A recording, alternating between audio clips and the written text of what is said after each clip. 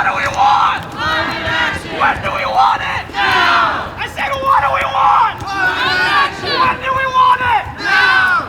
What do we want? Climate action! When do we want it? Now! What do we want? Climate action! When do we want it? Now! Let your voices be heard! What do we want? Climate action! When do we want it? Now! What do we want? Climate action! When do we want it? Now! What do we want? Climate action! When do we want it? Now!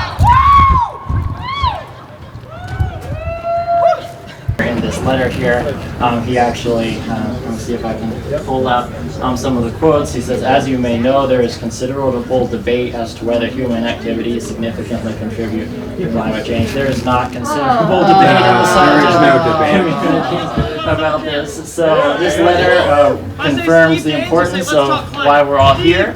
And we're not looking for excuses or Steve Daines! Let's talk climate! Steve Daines! Let's talk climate! Steve Daines! Let's talk climate! Steve Daines! Let's talk climate! We're planning to sit in here on the steps. We certainly, we're a peaceful group. You're not going to get any violence from us or anything like that. And we're hoping for action. So we're here to stay just about where we are until that. If I could ask you to close the door, though, it's all a waste of energy. Okay, we can. Oh my God. Keep the goal! In the ground! Keep the goal! In the ground! Keep the goal! In the ground! Keep the goal! In the ground! Keep the goal! In the ground! Keep the goal! In the ground! Keep the goal! In the ground! Keep the goal! In the ground!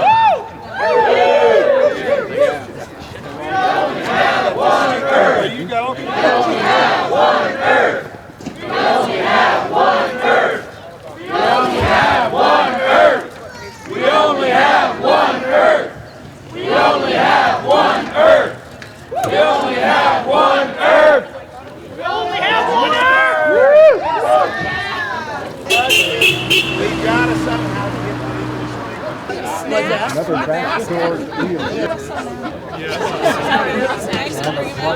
Clean jobs! Clean planet! Clean jobs! Clean planet! Clean jobs! Clean planet! Clean jobs! Clean planet! Clean jobs! Clean planet! Clean jobs! Clean planet! Clean jobs! Clean planet! Clean jobs! Clean planet!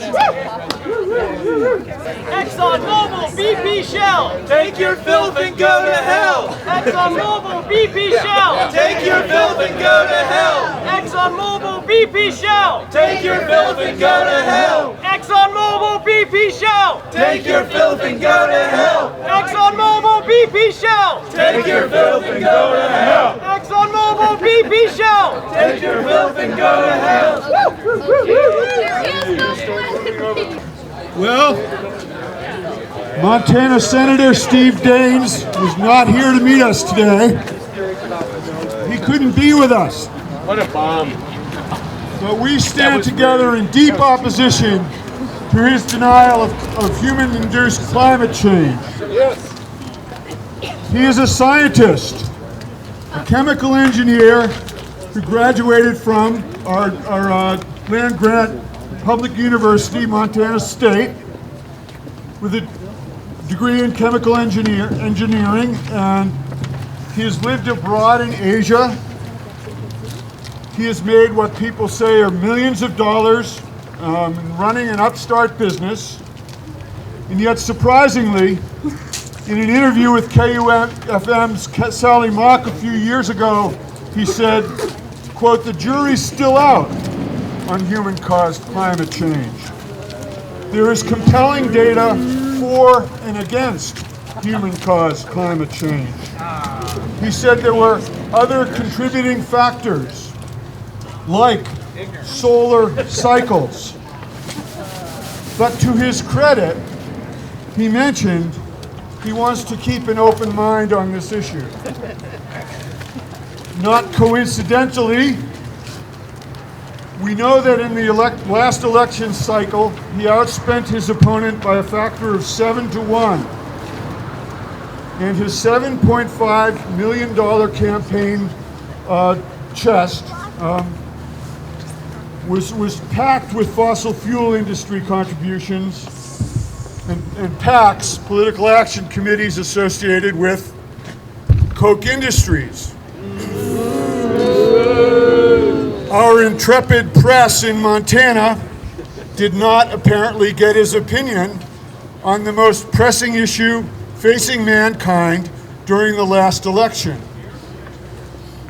And Steve Daines has refused to detail his views on climate change, even though over the last several months, 350 Missoula, my organization, has written numerous letters. We sat down with his staff, and we've repeatedly called his office. One letter writer to the Missoulian recently claimed that Steve is hiding in his foxhole. He is AWOL on climate change. I have to say personally that I admire Steve for that young John Fitzgerald Kennedy energy that he brings to his job. He seems quite genuine, humble even, and quick to laugh. He thinks of himself as a problem solver. This is a good thing. It's clear that he considers himself a moral man, an ethical man, a church goer who does good works for others. But we want to know, whose side are you on, Steve Daines? On January 21st, the Senate voted no on a resolution that acknowledged the reality of human-caused climate change. He was one of the senators that voted for that resolution. Is this what you think? Or are you on the side of the shills, the polluters, and those who would degrade the planet for their own profits? Are you on the side of the 97% of the scientists who've studied this issue? We want to know, whose side are you on, Steve Daines? He has voted repeatedly for the Keystone XL pipeline, saying that it will create jobs. Are you on the side of the researchers who say the pipeline will create 35 permanent jobs in Montana? Cross the magnificent Yellowstone and Missouri rivers? Run its course above the irreplaceable Ogallala Aquifer? And is opposed by James Hansen, the NASA scientist who said developing the tar sands, which the Keystone XL pipeline is designed to carry, developing those tar sands in Canada will be, quote, game over for the climate. Are you on the side of those who will accrue the benefits of the Keystone pipeline? Hundreds of billions of dollars to the tar sands' largest investors, the Koch brothers? We ask, Steve Daines, whose side are you on? He's promoted increased coal development, particularly the new Otter Creek coal mine proposal in eastern Montana, even going so far recently as to exchange wilderness study areas for new coal leases. He knows, as everyone knows, the only market for that coal is not inside the United States. And he's lobbied for the opening of coal ports in Washington and Oregon.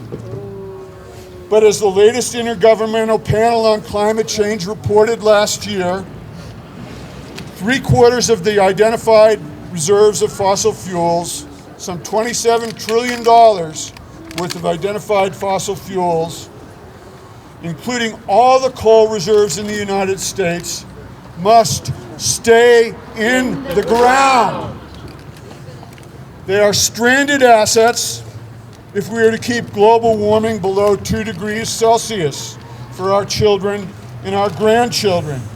We want to know, whose side are you on, Steve Daines?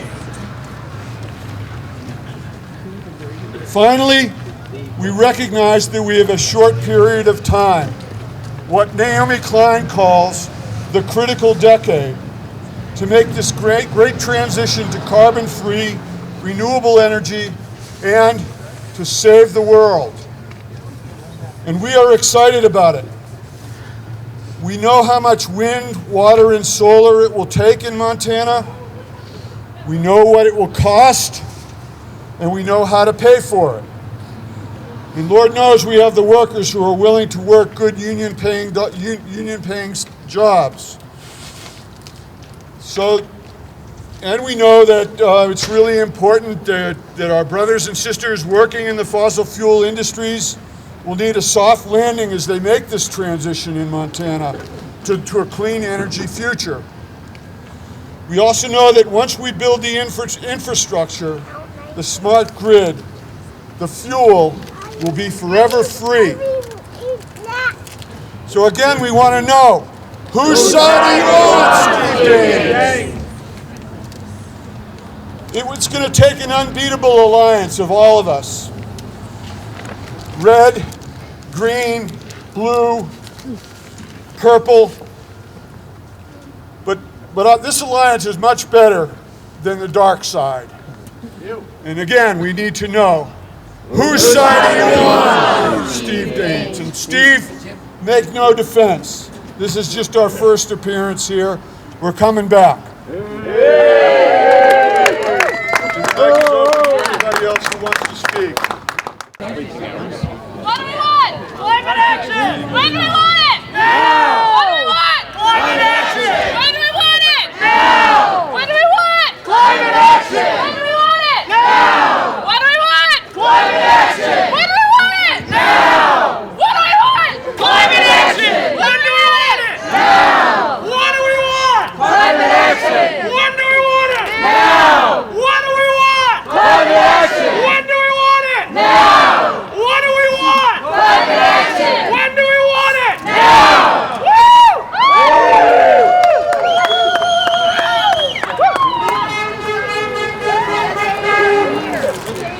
My name is Rain. I'm a local poet, social justice, environmental activist, and I have some poetry I would love to share with you all today, keep you inspired, motivated to be here and stick it out with us. All right. This is a public service announcement I wrote a few years ago. There would be a pipeline to my broken heart if my heart could break. May it break free of the dark, fueling the same stagnant deceit, doubt, and disease. Let us hide all that suffers, that we chew up and bury, spills. Eek! The secret, we must keep it from the children they will not understand. How important this illusion is to our omnipotent. Complete control of the profit stream in this omni-polluted dance. Is this, our consumption, feeding the inertia they need to convince our minds behind these TVs, being broadcast now through our own fingers, that this is the way it needs to be when it's not? It's not, it's not, it's not, it's not. There is nothing from this coal and oily, obscene playpen that I couldn't give up just to know that 50 years from now, 100 years from now, 3,000 years from now, free, beautiful people, inspired by free, beautiful elk, moose, bison, and fish, swimming in clear, undammed riverways. Long over countless millennia has Medicina danced. Eons of free, beautiful, creative, phenomenal interactions have borne us entranced. Now, how many years left for us who still value stumbling upon the places where the butterflies emerge, where the fireflies flit, where these moments of raw living capture us in the crystalline clarity that mystifies our innocence, our inner sense, that awesome feeling of revelations. How many years left before our last free places on this blue light refracting the sun of our soul and devoted satellite Luna are chewed up and spit out a smokestack, a tailpipe? mutagenically defiled by rampant genes designed through a will to rape, degenerate the fertile sanctity of our co-creative copulation. A will so manipulates the captivated by the monstrously perverted regimes that are chewing apart the very mountains I dream of growing old to discover. Caverns and lines etched into my skin as I smile with awe and wonder to behold them. I don't dream or wish or want for anyone the cancers of lung, skin, bone, and organs that have been born readily on all these overexposures, scarifications, tests of strength that leave us further victimized. Here we bear the greatest empty pit we'll ever know, that great hole as big as the infinity inside, where we tore out our own heart and tossed it aside, thinking we'd be fine without the wild nature of the soul. We will never need another mismanaged pipeline to supply us with more death, disease, and destruction. We will never need more coal trains to travel far beyond our borders to carry the toxicity back to us on the air that we should be free to breathe clearly. We will be resilient if we focus, trust, and believe in educating each other and helping to clean, care for, and heal the places, wildlife, and people that have already been victimized by the industrial indifference that always favors a profit line. Woo! Thank you.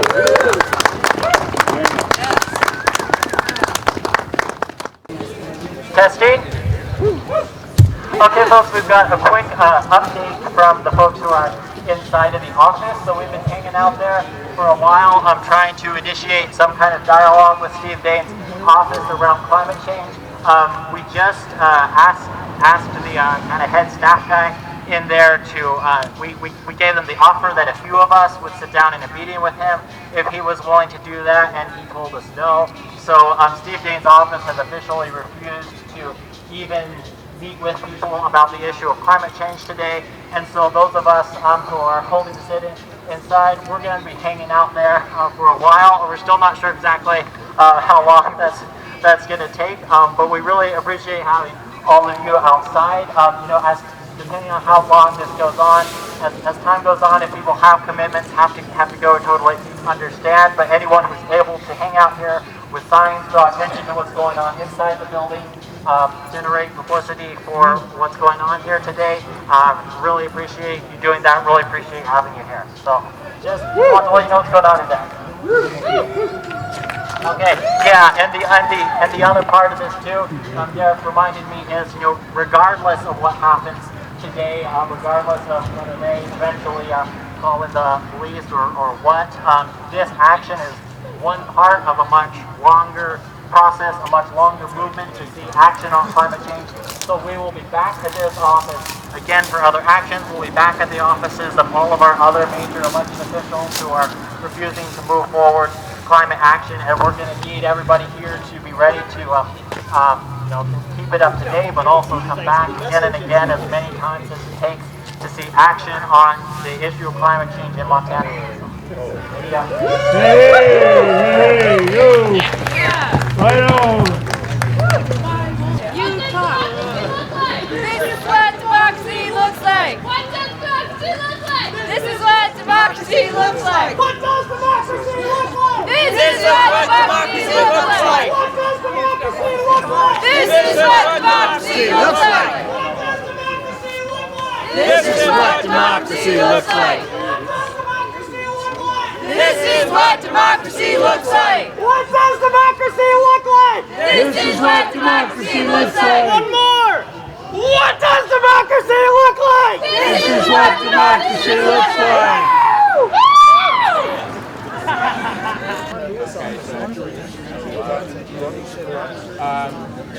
If I end up in jail tomorrow morning, as long as I can get up there tonight, I'll stay at 5 o'clock.